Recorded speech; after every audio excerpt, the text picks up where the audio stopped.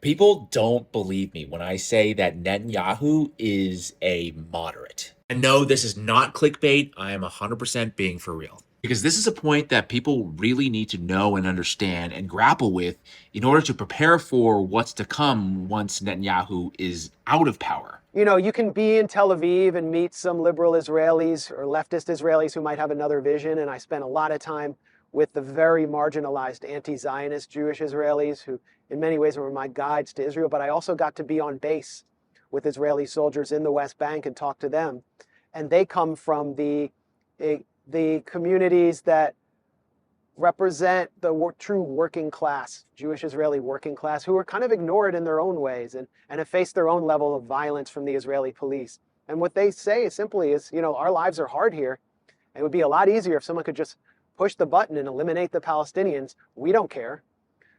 That's where Ben Gvir comes from. That's where Bezalel Smotrich comes from. That's where, in many ways, Netanyahu comes from that. But he balances that reality, the genocidal impulse that is emanated from the Zionist indoctrination system. He balances that with the Americans who he has to cater to and manipulate.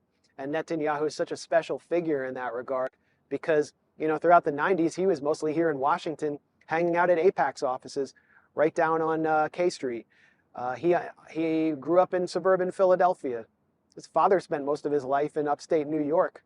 Netanyahu is as much a product of this society as he is of that, and he's the last figure who can balance those two interests. Once Netanyahu leaves the stage, it's going to be those guys on the military base, and Americans need to recognize that's the real Israel that they're going to have to contend with, which has nuclear power, which has the capacity to commit genocide, and is doing it right before our eyes and live streaming it shamelessly.